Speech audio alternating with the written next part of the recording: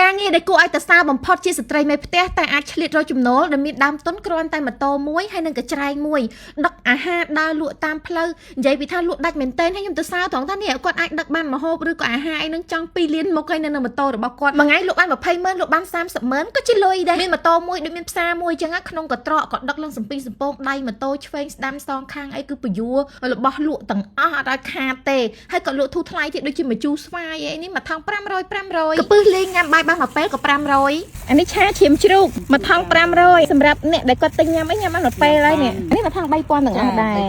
ដើម្បីឲ្យចំណេញច្រើនម្ហូបខ្លះគឺគាត់ធ្វើខ្លួនឯងក៏ប៉ុន្តែនំបង្អែមខ្លះគឺគាត់លើកពីគេយកមកលក់ហើយម៉ូតូសោះដឹកបានច្រើនមុខអីយ៉ាងហ្នឹងឆ្លៀតដាក់ធុងតកកមួយទៀតលក់ផ្អែមខ្លះសេជាបងប្អូននេះផ្អែមគាត់សុំមួយថង500ទេហើយគាត់មានឆ្លៀតដាក់ភេសជ្ជៈដាក់តកកដាក់អីមកគាត់ចាក់លក់ភ្លាមហ្មងមួយកែវ500មួយកែវ1000នេះតំណងរបស់គាត់បងប្អូននេះសម្បីពងទាកូនសដាក់ធុងតកកទៀតកុំឲ្យវាត្រជាក់អញ្ចឹងក្តៅបានយូរក្តៅងុំនៅហ្នឹងរហូតដល់ងាយដល់យប់ទៀត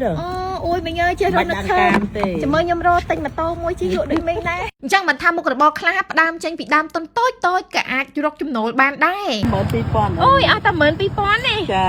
ឥឡូវសុំ scan ABA មួយមកចាយកអូននេះទូរស័ព្ទអរគុណច្រើនចាំមិញតែគេសុំ scan ABA មិញហុចទូរស័ព្ទឲ្យគេ scan អញ្ចឹងរហូតមែនចាហុចឲ្យគេ scan អញ្ចឹងអូនឥឡូវមិញខាង ABA គេបានចេញមុខងារថ្មីគឺមុខងារអាជីវករដែលយើងអាចស្នើសុំជាលក្ខណៈជើងបញ្ឈរឬមួយក៏បន្តោងការឬមួយក៏ sticker និយាយទៅគឺទុកដាក់ឲ្យគេ scan ងាយស្រួលហ្មងគ្រាន់តែភ្ញៀវមកដល់យើងហុចឲ្យគេ scan យកអញ្ចឹងមិញចាដើម្បីស្នើសុំដំបូងឡើយគ្រាន់តែចូលទៅកាន់ app ធនាគារ ABA របស់យើងចុចបើកមុខងារអាជីវករ ABAបងប្អូនគ្រាន់តែចុចពាក្យស្នើកូដ QR ហើយរើសចំនួននិងប្រភេទដែលចង់បានបន្ទាប់មកជ្រើសរើសសាខាហើយនឹងជ្រើសរើសទីតាំងដែលខាង ABA គេនឹងដឹកជញ្ជូនដល់យើងដល់កន្លែងចុចបញ្ជាក់ទីតាំងចុចពាក្យបញ្ជាក់ការស្នើសុំតែប៉ុណ្ណេះគឺរួចរាល់ហើយ QR នេះគឺអត់អស់លុយទេបងប្អូនអាចស្នើសុំបានតែឥតគិតថ្លៃហើយក៏មានក្រុមការងារធនាគារ ABA យកឲ្យយើងផ្ទាល់ដល់ទីកន្លែងតែម្ដងអត់អស់ថ្លៃសេវាទេអាចយកមកបិទដូចកន្លែងមីងអញ្ចឹងគាត់ជិះម៉ូតូអញ្ចឹងគឺយើងគួរតែមានជើងបញ្ឈរឬមួយក៏បតោងសម្រាប់ពាក់នៅកហើយ sticker នេះគឺយើងអាចបិទនៅកន្លែងណាក៏បានដែរលើម៉ូតូលើធុងតកអីខ្ញុំជួយបិទឲ្យគាត់អស់ហើយនិយាយទៅប្រាស់ ABA ងាយស្រួលមែនទែន ABA តែងតែនាំយកអ្វីថ្មីដើម្បីបំពេញតម្រូវការរបស់អ្នកប្រើប្រាស់ឲ្យកាន់តែងាយស្រួលជាលំដាប់មិនថាជាការប្រើប្រាស់ផ្ទាល់ខ្លួនឬមួយក៏ការលក់ដូរផ្សេងដោយឥឡូវនេះអញ្ចឹងនៅក្នុង ABA Mobile មានមុខងារថ្មីមួយហៅថាមុខងារអាជីវករ ABA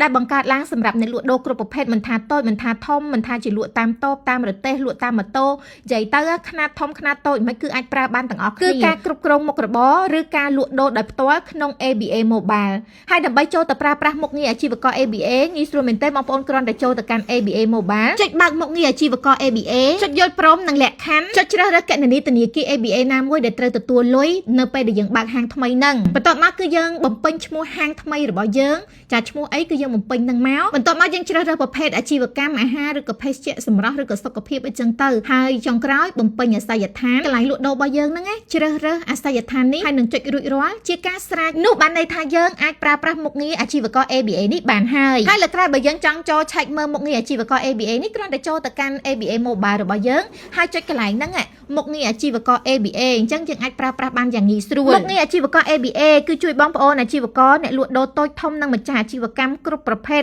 គ្រប់គ្រងការលក់ដូរកាន់តែមានប្រសិទ្ធភាពនិងរលូនជាមួយនឹងសមត្ថភាពសំខាន់តាមរយៈមុខងារអាជីវករ ABA គឺបងប្អូនអាចស្នើកូដ ABA KXQR បានភ្លាមទុកទទួលលុយពីភ្ញៀវបានពីគ្រប់ធនាគារទាំងអស់ទទួលបានទាំងលុយខ្មែរនិងលុយដុល្លារជាមួយមុខងារអាជីវករ ABA នេះយើងក៏អាចមើលប្រវត្តិប្រតិបត្តិការអំឡុងពេលណាមួយមិនថាជាចំនួននៃការលក់ដូរក្នុងថ្ងៃនេះអាទិត្យនេះខែនេះឬមួយក៏រយៈពេលណាមួយដែលបងប្អូនចង់ដឹងគឺមានបង្ហាញទាំងអស់ច្បាស់ភ្លាមពេលប្រើមុខងារអាជីវករ ABA